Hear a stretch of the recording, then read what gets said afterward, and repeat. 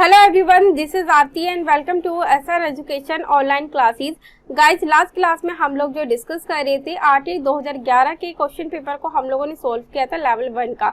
इसमें हम लोगों ने सीडीपी के क्वेश्चन पेपर को हम लोगों ने डिस्कस कर लिया है और उसके साथ लैंग्वेज फर्स्ट में हिंदी के क्वेश्चन पेपर को हम लोगों ने डिस्कस किया है। अगर आपने सीडीपी और लैंग्वेज फर्स्ट हिंदी के क्वेश्चन पेपर को अभी तक नहीं देखा तो आप चैनल की प्लेलिस्ट में से जाके इन दोनों क्वेश्चन पेपर को अच्छे से देख सकते हैं। आज हम लोग जो डिस्कस करने वाले हैं लैंग्वेज सेकंड के अंदर हिंदी के क्वेश्चन पेपर को हम लोग सॉल्व करेंगे, ताकि आपका जो एक टारगेट है रिट में अच्छे स्कोर करना और अपना सिलेक्शन लेना वो अच्छे से पूरा हो पाए। तो गाइज, अगर आपको किसी भी क्वेश्चन पेपर की पीडीएफ चाहिए तो पीडीएफ के लिए आप लोग टेलीग्राम चैनल से जुड़ सकते हैं। पीडीएफ की लिंक आपको टेलीग्राम चैनल पे मिल जाएगी। तो चलिए फिर अपनी आज की क्लास को स्टार्ट करते हैं। क्वेश्चन नंबर 61 आप लोगों के सामने है। तालवी व्यंजन है। इसमें से आपको बताना है कि तालवी व्यंजन जो ऊपर की जबान से बोलने वाले व्यंजन हैं वो कौन से हैं। तो गाइज, इसका राइट आंसर हमारा रहेगा ऑप्शन नंबर बी, यानी कि चा, छा, जा, झा। ये हमारे तालवी व्यंजन होते हैं, या फिर हम कहते हैं इसे ऊपर की जबान से बोलने वाले व्यंजन। और पा, फा, बा, भा ये हमारे ओष्ठ व्यंजन होते हैं।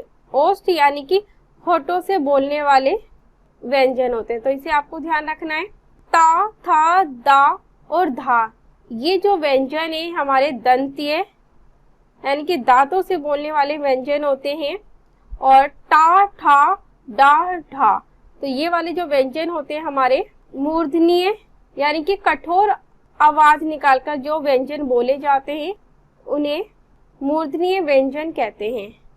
तो इसका आपको ध्यान रखना है। चलिए क्वेश्चन नंबर 62, किस शब्द में ए स्वर नहीं है। आपको बताना कि इसमें से कौन से शब्द में हमारा ए स्वर नहीं है। तो गाइज, इसका जो राइट आंसर रहेगा हमारा ऑप्शन नंबर डी रहेगा, स्नेह। स्नेह के अंदर ए स्वर नहीं है। बाकी वैदिक, एके, पेतरक इन सभी में हमारे ए स्वर है। चलिए अगले क्वेश्चन को हम लोग डिस्कस करते हैं। क्वेश्चन नंबर 63, प्यास शब्द का वर्ण विच्छेद है। इसमें आपको बताना कि प्यास शब्द का वर्ण विच्छेद कौन सा है। तो गाइस, इसका राइट आंसर हमारा रहेगा ऑप्शन नंबर सेकंड, आधा पा, फिर आधा या रहेगा, फिर आ रहेगा, फिर आधा सा और लास्ट में आ। ये हमारा प्यास शब्द का वर्ण विच्छेद है। तो ये भी आपको ध्यान रखना, इस तरीके से भी आपसे क्वेश्चन पूछे जाते हैं। चलिए क्वेश्चन नंबर 64, उच्चारण का संधि विच्छेद है। तो इसमें आपको उच्चारण का संधि विच्छेद बताने की कौन सा संधि विच्छेद सही रहेगा हमारा। तो गाइस, इसका राइट आंसर हमारा ऑप्शन 4 रहेगा, उत जमा चारण। इससे हमारा बन जाएगा उच्चारण। तो ये आपको ध्यान रखना है। चलिए आगे डिस्कस करते हैं।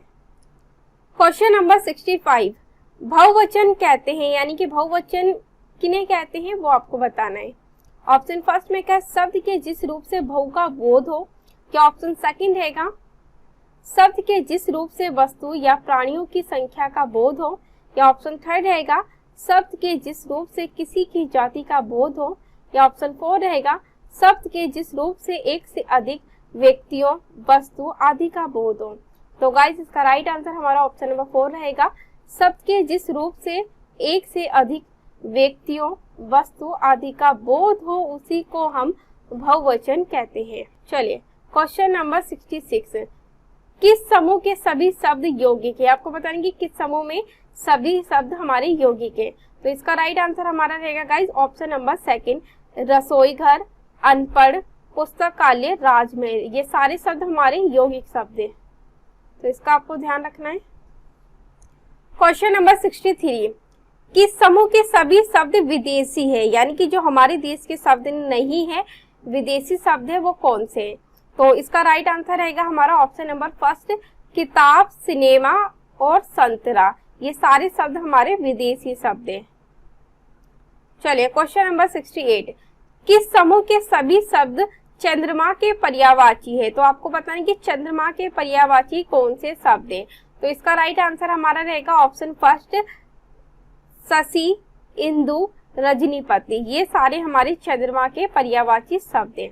तो इसका आपको ध्यान रखना है कि पर्यायवाची से संबंधित भी आपसे क्वेश्चन पूछे जाते हैं। चलिए आगे डिस्कस करते हैं। क्वेश्चन नंबर 69 को डिस्कस करते हैं, किस युग्म में विलोम शब्द नहीं है। आपको बताने कि किसके अंदर हमारा विलोम शब्द नहीं है। तो गाइज इसका राइट आंसर हमारा ऑप्शन नंबर थर्ड रहेगा। प्रत्यक्ष का जो विलोम शब्द होता है वो हमारा अप्रत्यक्ष होता है, तो ये आपको ध्यान रखना है। चलिए क्वेश्चन नंबर 70, संतोष का विलोम शब्द, आपको संतोष का विलोम शब्द बताना था इस क्वेश्चन में, तो संतोष का विलोम शब्द रहेगा हमारा ऑप्शन नंबर थर्ड असंतोष, संतोष असंतोष। चलिए आगे डिस्कस करते हैं। क्वेश्चन नंबर 71, कौन जीवन का सही अनेकार्थी शब्द नहीं है? तो इसका राइट आंसर रहेगा गाइस ऑप्शन नंबर थर्ड जिंदगी। चलिए क्वेश्चन नंबर 72, जिन शब्दों के एक से अधिक अर्थ होते हैं वह कहलाते हैं, यानी कि कौन से शब्द कहलाते हैं वो रहेगा हमारा ऑप्शन नंबर 4 अनेकार्थी शब्द कहलाते हैं। चलिए क्वेश्चन नंबर 73, किस समूह के सभी शब्दों में प्रत्यय है? तो आपको बताना है कि किस समूह के अंदर सभी शब्दों में प्रत्यय होगा। तो गाइस इसका राइट आंसर रहेगा हमारा ऑप्शन नंबर सेकंड दयालु, दिव्या, अज्ञानी, इन सभी में हमारे प्रत्यय है। प्रत्यय कौन से होते हैं? जो शब्द के पीछे लगते हैं। चलिए क्वेश्चन नंबर 74, कौन समाज विग्रह सही नहीं? इसमें से आपको बताएंगे कि किस समाज के अंदर हमारा सही विग्रह नहीं है। तो सही विग्रह नहीं रहेगा हमारा ऑप्शन नंबर थर्ड पुस्तकालय, पुस्तक और आलय, तो इसके अंदर समाज का सही विग्रह नहीं है हमारा।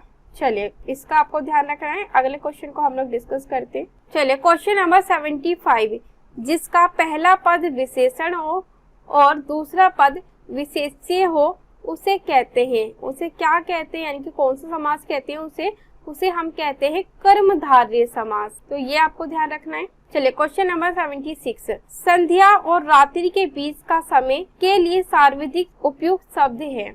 इसका राइट आंसर रहेगा ऑप्शन नंबर फर्स्ट गोधूली। चलिए क्वेश्चन नंबर 77 को डिस्कस करते हैं। युद्ध करने का इच्छुक के लिए सर्वाधिक उपयुक्त एक शब्द है। तो गाइस इसका राइट आंसर रहेगा ऑप्शन नंबर 4 हमारा। चलिए क्वेश्चन नंबर 78, कौन प्रत्यय लगाने से मधुर विशेषण भाववाचक संज्ञा में परिवर्तित हो जाएगा? तो इसका राइट आंसर हमारा ऑप्शन सेकंड रहेगा ता, यानी कि मधुर में जब ता हम लोग जोड़ेंगे तो ये भाववाचक संज्ञा बनेगा। तो इसका आपको ध्यान रखना है। क्वेश्चन नंबर 79, कौन समूह प्रश्नवाचक सर्वनामों का है? तो इसमें आपको बताना कि कौन से समूह में सारे जो हमारे शब्द है वो प्रश्नवाचक सर्वनाम के हैं।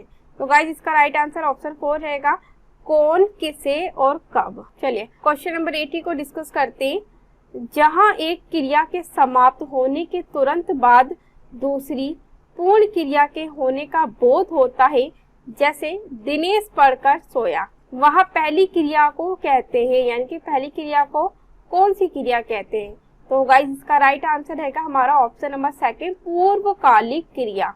तो इसका आपको ध्यान रखना है। चलिए अगले क्वेश्चन को डिस्कस करते हैं। क्वेश्चन नंबर 81 को डिस्कस करते हैं। एक पद वाक्यांश या उपवाक्य का संबंध दूसरे पद वाक्यांश या उपवाक्य से जोड़ने वाले अव्यय को कहते हैं, यानी कि कौन सा अव्यय कहते हैं वो आपको बताना था इस क्वेश्चन में। इसका राइट आंसर रहेगा गाइस ऑप्शन नंबर फर्स्ट रहेगा समुच्चय बोधक अव्यय कहते हैं। तो इसका आपको ध्यान रखना है। चलिए क्वेश्चन नंबर 82, किस वाक्य में प्रेरणार्थ क्रिया है? जो प्रेरणार्थ क्रिया है हमारी वो रहेगा ऑप्शन नंबर सेकंड किसान खेत के सूखे पेड़ कटवा चुका है। तो इसका आपको ध्यान रखना है। चलिए क्वेश्चन नंबर 83, कौन मिश्र वाक्य है, यानी कि इनमें से कौन से वाक्य हमारा मिश्र वाक्य है? तो मिश्र वाक्य रहेगा हमारा ऑप्शन नंबर 4 वह कौन सा व्यक्ति है जिसने महात्मा गांधी का नाम ना सुना हो। तो ये आपको ध्यान रखना है, इस वाक्य में हमारा मिश्र वाक्य है।